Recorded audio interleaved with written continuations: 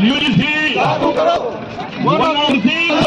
UGC लागू करो, बड़ा कुर्सी खाली करो, यूजीसी लागू करो, वरना कुर्सी खाली करो, यूजीसी लागू करो, वरना कुर्सी खाली करो। ये भीख नहीं, ये भीख नहीं, ये भीख नहीं। वो तो नहीं रास्ता यूजीसी लागू करो, यूजीसी लागू करो। हम किसी से भीख नहीं अधिकार मांगते, यूजीसी लागू करो, यूजीसी लागू करो, राजकुमार सैनी, राजकुमार सैनी, लोकतंत्र सुरक्षा पार्टी, लोकतंत्र सुरक्षा पार्टी, यूजीसी, यूजीसी, यूजीसी। अरे हम किसी से भीख नहीं।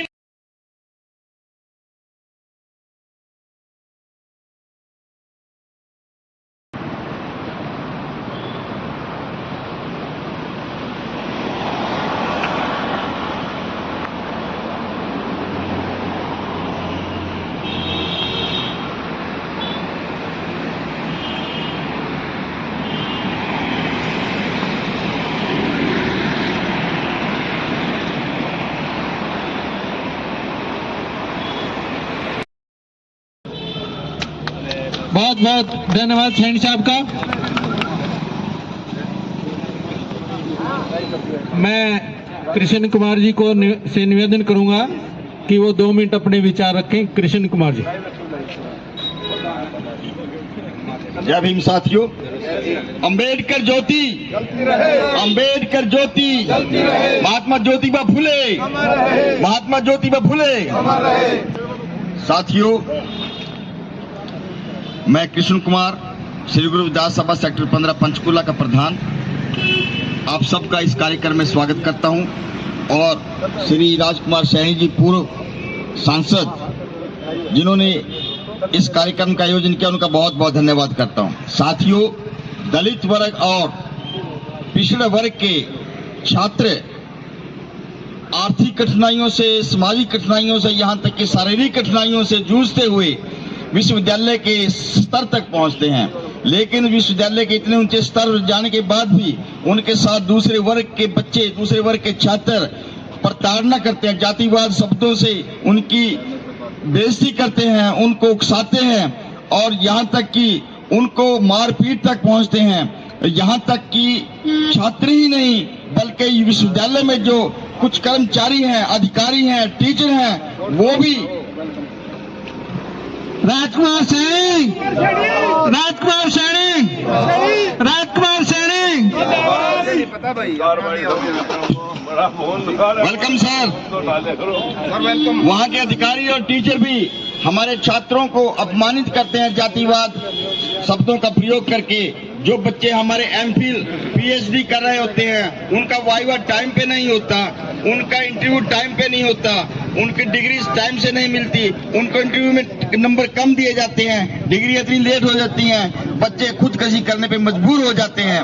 साथियों, उनको हमारे बच्चों का आरक्षण याद आता है, आरक्षण दिखता है उनको हमारे बच्चों की काबिलियत नजर नहीं आती, उनको हमारे बच्चों का संघर्ष याद नहीं आता, उनको हमारे बच्चों ने जो प्रताड़ना सही वो नजर नहीं आती। साथियों, इस जो ये प्रताड़ना का शब्द है या जो दुष्कर्म हम बच्चों के साथ हमारे होता है, दुर्व्यवहार होता है, इसको रोकने के लिए यही उपाय है कि उन जो दोषी है उनको सजा मिलनी चाहिए। और सजा कब मिलेगी? जब कानून बनेगा। कानून कब बनेगा? जब सरकार चाहेगी। सरकार कब चाहेगी? जब हम सरकार पर दबाव डालेंगे। हम दबाव कब डाल सकते हैं? जब हम एक होंगे। और एक कब होंगे? जब हम सभी एक मंच पर बैठ के अपनी आवाज को बुलंद करेंगे। साथियों, हमें आज एकत्रित होकर एक आवाज को बुलंद करने की जरूरत है, इसलिए मेरा सभी से निवेदन है कि आप सब एक होकर अपनी आवाज को बुलंद करें। सरकार ने इस विषय पर कानून लेके आई थी, उसने इसकी गहनता को समझते हुए, लेकिन माननीय सुप्रीम कोर्ट ने ये कहते हुए इस कानून को रोक दिया कि इसके दुरुपयोग हो सकते हैं। साथियों, डॉक्टर BR अम्बेडकर ने कहा था कि संविधान कितना भी अच्छा हो, अगर उसके चलाने वाले, उसको लागू करने वाले निकम्मे और खराब लोग होंगे तो संविधान हमेशा खराब ही रहेगा। अगर उसको लागू करने वाले अच्छे इंसान होंगे तो वो संविधान हमेशा अच्छा रहेगा।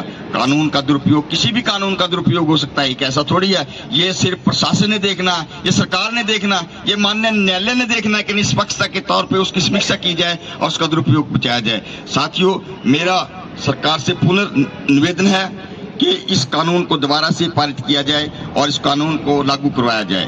आज माननीय श्री राजकुमार जी सैनी पूर्व सांसद के नेतृत्व में डीसी महोदय के माध्यम से सरकार को ज्ञापन दिया जाएगा। हम उसका समर्थन करते हैं और हम मांग करते हैं सरकार से कि इस कानून को जल्दी से जल्दी लागू दोबारा किया जाए। धन्यवाद। राजकुमार सैनी जिंदाबाद, राजकुमार सैनी जिंदाबाद। दोस्तों, आप सभी यहाँ पर अपना बहुत कीमती समय काम छोड़ करके यहाँ पर आए हो। शब्दों से नहीं, दिल की गहराइयों से आप सभी का स्वागत है।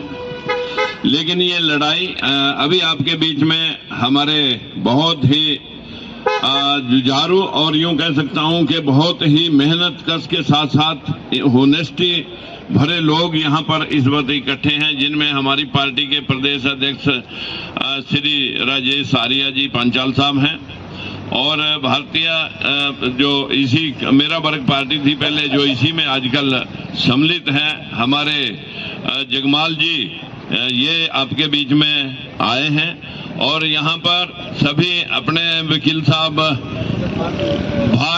भारत भूषण जी आपके बीच में हाजिर हैं और हमारे जिलाध्यक्ष यहाँ पर जरनैल सिंह जी यहाँ पर हाजिर हैं, जरनैल सिंह फिरोजपुर, और हमारे सैनी सभा के प्रधान यहाँ पर वीरेंद्र जी अपनी पूरी टीम के साथ हाजिर हैं और कपूर साहब के पूरी टीम यहाँ पर जो इस वक्त हाजिर है और फेडरेशन के राजकपूर अलावा जी के फेडरेशन के चेयरमैन के लोग यहाँ पर हाजिर हैं। आजाद रोहिला एडवोकेट जी की टीम भी यहाँ पर हाजिर है। पवन जो हमारे पवन जी यहाँ पर और गुरु रविदास सभा के प्रधान भी यहाँ पर हाजिर हैं। लगभग साथियों आज यहाँ पर एससी और बीसी के और वकील साहब हमारे किशोर कुमार पाल जी यहाँ पर मौके पर हाजिर हैं। लगभग यहाँ पर हर जाति का, पाल समाज, प्रजापति समाज, रोहिला समाज, सैनी समाज, गुजर समाज, यहाँ पर पूरा बैकवर्ड एससी और बीसी समाज आज यहाँ पर हाजिर है और ये सरकार को चेताने के लिए हम आए हैं कि अगर नौटंकी सरकार ने की कि एक साइड में इस बिल को लाने के लिए, क्योंकि जब रोहित वेमुला की फाइल खुली हुई थी, जब उसके केस की सुनवाई चल रही थी, तो उस केस के साथ जुड़े हुए सैकड़ों बच्चों के सुसाइड केस लगे हुए थे।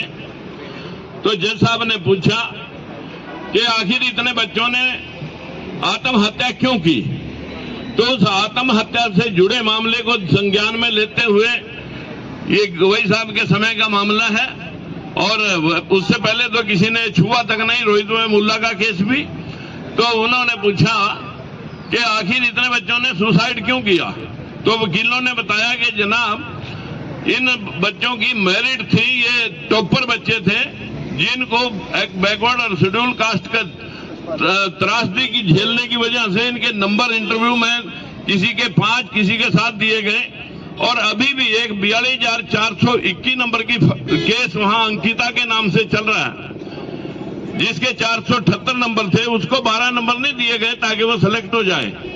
लेकिन 450, 451, 450.5 उन लोगों को 86, 86, 84 नंबर दे रखे। इस प्रकार का भेदभाव यूनिवर्सिटियों में जब हो रहा है तो आखिर जज साहब ने पूछा कि ये भेदभाव अगर हो रहा है तो ये कमेटियां क्या कर रही हैं। बोले जनाब यहाँ कमेटियां, तो वकीलों ने बताया कि कमेटियां तो 1956 में एक कानून आया था, हर यूनिवर्सिटी के अंदर एक कमेटी बननी थी जिसमें एससी, बीसी और जनरल के बराबर लोग होने चाहिए थे, जो सिलेक्शन और प्रमोशन के समय मौके पर होते तो इन बच्चों के साथ कोई भेदभाव न कर सकता। वकीलों ने बताया कि कमेटियां 1956 से लेकर के 70 साल में अभी तक कोई बनी ही नहीं।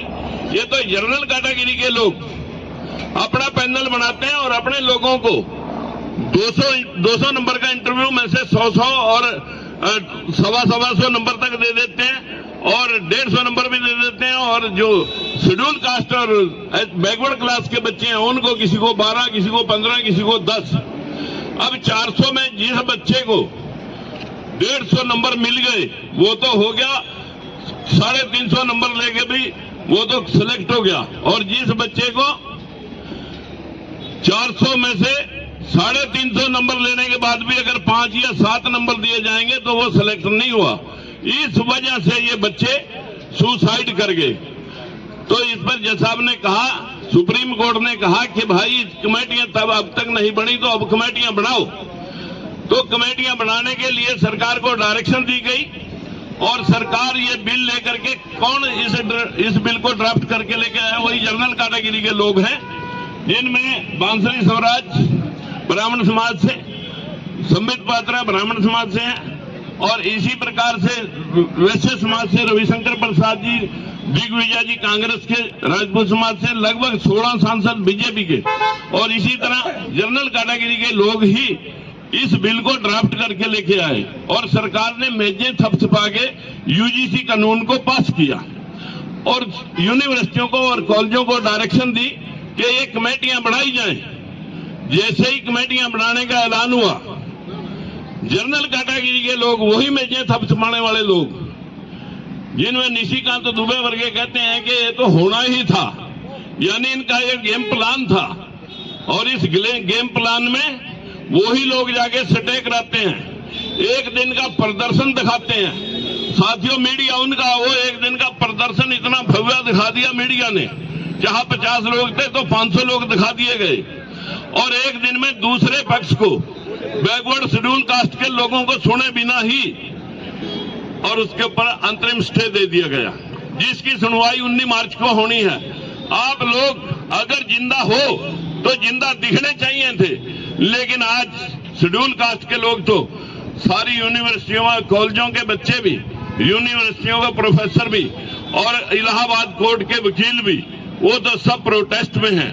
लेकिन हमारा यहाँ का बैकवर्ड समाज अभी आंखें बंद करके मुंह पर पट्टी बांध करके सोया हुआ है। और हमारे इस देश के अंदर 2000 एमएलए हमारे SC/BC समाज के, माइनॉरिटी समाज के, जो 2000 MP और MLA हैं, 80% लोगों के 2000 MP MLA हैं और 20% जनसंख्या वालों के भी 2000 MP MLA हैं। वो तो बोल रहे हैं 20% वालों के, लेकिन 80% वालों के 2000 MP और MLA इन भेड़ की खाल में छुपे हुए भेड़ियों को भी हमें समझना पड़ेगा, जो हमें लटवा रहे हैं और आप लोग उनके पीछे भागते हो। ये हमें इंसाफ दिलाएंगे। आपके सामने सारे देश में थू थू हो रही है, पूरा देश आंदोलन ग्रस्त है, लेकिन आपका एक भी MLA, एक भी MP अगर इस बैकवर्ड क्लास में मजाल आ जाए, उसके मुंह से पट्टी उतर जाए और आपके समाज के सामाजिक न्याय के लिए एक शब्द बोल दे, ये लोग यूं नहीं बोलेंगे। क्योंकि सारी पार्टियां जनरल कैटेगरी के लोगों के हाथ में है। आज जो राहुल कहता था PMO में कितने बैकवर्ड के सेक्रेटरी हैं, आज राहुल भी नहीं बोल रहा, आज जो है ना अखिलेश भी नहीं बोल रहा, बहन जी तो समर्थन उनका कर रही है। अगर हम यही नौटंकी करेंगे 10% वोटों को देख करके और 85% वोटों का अनदेखा करेंगे, तो ये समाज को समझना पड़ेगा कि हमने नए नेतृत्व पैदा करने हैं, नए लोगों को आगे लाना है, इन भेड़ की खाल में भेड़ियों को छुपे हुए लोगों को बेनकाब करना है। मेरी आप सबों से हाथ जोड़ के विनती है, ये लड़ाई हक और अधिकार की है, ये राजनीतिक लड़ाई 2029 आएगा तब तक हम लोगों को जगाएंगे, इस बैकवर्ड समाज की नींद खोल लेंगे, प्रयास करेंगे कि ये लोग अपने हक और अधिकार, अपने बच्चों के साथ हो रहे भेदभाव को इसी तरह सुसाइड करने के ऊपर मजबूर नहीं करेंगे। मेरा आप सबों से हाथ जोड़ के विनती है, ये UGC कानून, इसमें 10 लोग लेने हैं यूनिवर्सिटी में, 10 लोग लेने हैं किसी कॉलेज में। देखिए दिल्ली यूनिवर्सिटी के अंदर 92 कॉलेज आते हैं। किसी भी एक कॉलेज का प्रोफेसर ना किसी भी एक कॉलेज का प्रिंसिपल बैकवर्ड या शेड्यूल कास्ट का नहीं है। 92 के 92 कॉलेजों में जनरल कैटेगरी के लोग बैठे। इस देश में 45 यूनिवर्सिटियां जो सरकार द्वारा रन की जा रही हैं। 45 यूनिवर्सिटियों में लगभग आपके सामने मित्रों 38 लोग जनरल कैटेगरी के वाइस चांसलर हैं। अब जो कमेटियां बनाएंगे 10 लोगों की कमेटी बननी है। भाई आप समय बात मत करें रे, लोगों को ये बात बतानी होती है। आप सुनेंगे तो लोगों को बताएंगे ये क्या है, आज का झगड़ा क्या है, ये लोगों को बताने का मामला है। आप सब लोगों को जाकर के बताएंगे कि 10 लोग लेने हैं और किसने लेने हैं? यूनिवर्सिटियों के वाइस चांसलर और कॉलेज के प्रिंसिपल। अब बताइए सब कॉलेजों में यूनिवर्सिटियों में जब जनरल कैटेगरी बैठी है वो किन लोगों को जगह देगी इन कमेटियों में?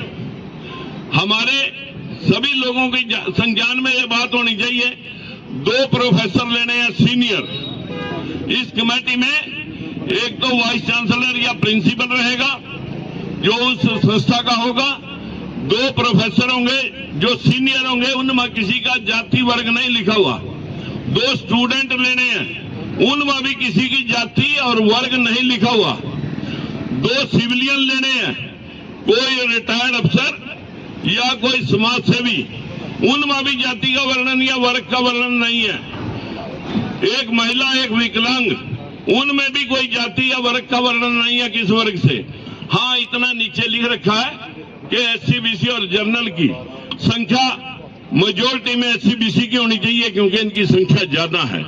लेंगे या नहीं लेंगे ये तो भविष्य बताएगा, लेकिन लेने से पहले ही 1 दिन का प्रोटेस्ट दिखा करके सारा मीडिया उनका है। साथियों, मीडिया ने आपके सामने तूफान उठाया 1 दिन, और जनरल कैटेगरी के जो हमें हिंदू बनाने वाले ये प्रकाशते हैं, हमें हिंदू करते हैं।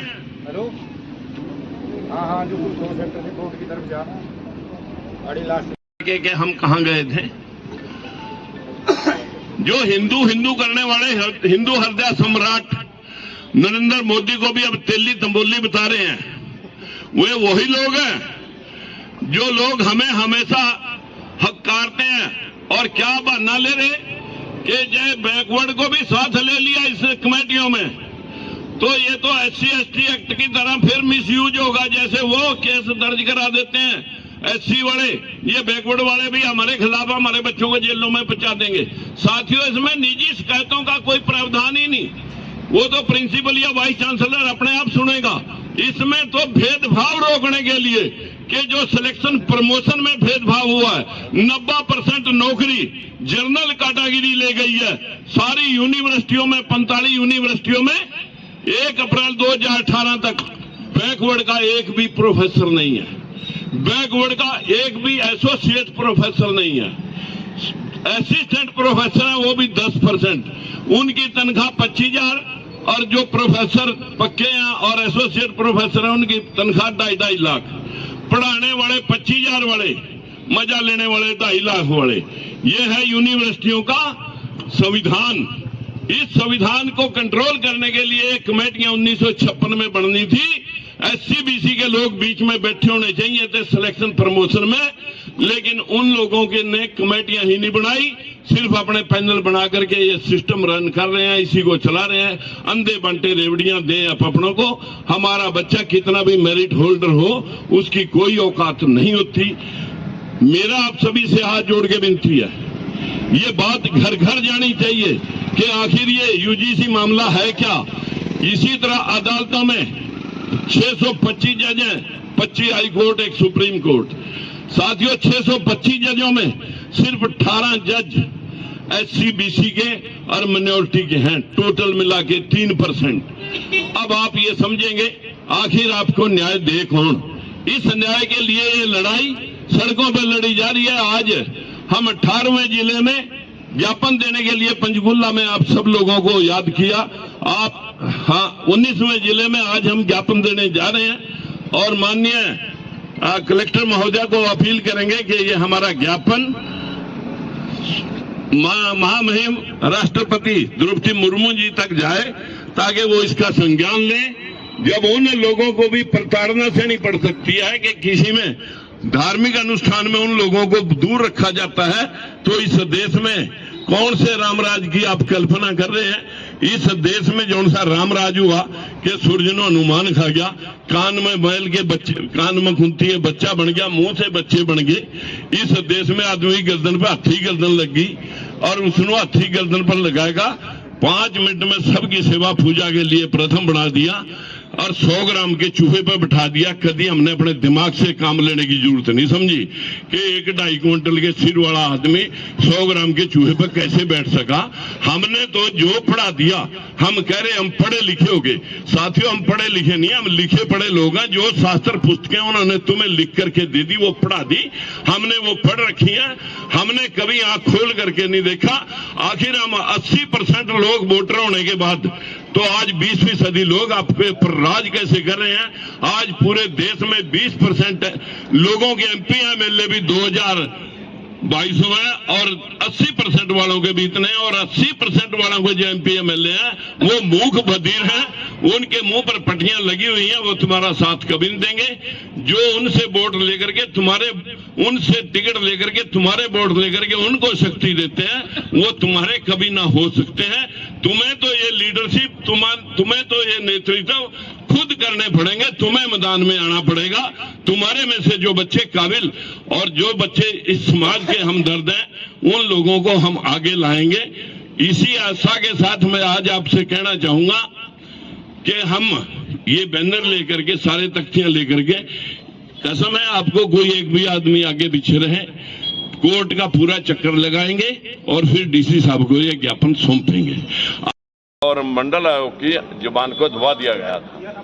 ये भी वही बात है, जबकि इसमें कानून में जनरल कैटेगरी के लोगों की उपस्थिति मैक्सिमम उन्हीं की रहनी, क्योंकि 2 प्रोफेसर लेने हैं, वो भी हमारे तो है नहीं प्रोफेसर, वो भी जनरल के ही होंगे। 2 स्टूडेंट लेने हैं, वो भी जाति वर्ग उसमें लिखा हुआ नहीं है। 2 सिविलियन लेने हैं, उनमें भी कोई जाति वर्ग का वर्णन नहीं है। 1 महिला और विकलांग लेना, उनमें भी कोई जाति वर्ग का नाम नहीं है। इतना जरूर कहा गया कि SC और BC के लोग इन कमेटियों में होने चाहिए। इसके अलावा जो है ना, कौन इनके खिलाफ एट्रोसिटी कर देगा, जिस बात को लेकर के ये बिल को घुमा रहे हैं। ये हमेशा से चालाक लोग आज सटे लेके बैठे हुए हैं। 19 मार्च को इसका आखिरी फैसला आना। देश के अंदर पूरा बैकवर्ड समाज आज सड़कों पे है। सभी यूनिवर्सिटियों के प्रोफेसर, लेक्चरर और जो स्टूडेंट हैं, वो सब के सब सड़कों पे हैं। आज यहाँ हम भी 19वें जिले में ज्ञापन देने के लिए DC साहब के पास आए हैं, जबकि DC साहब तो ज्ञापन लेने आए भी नहीं हैं।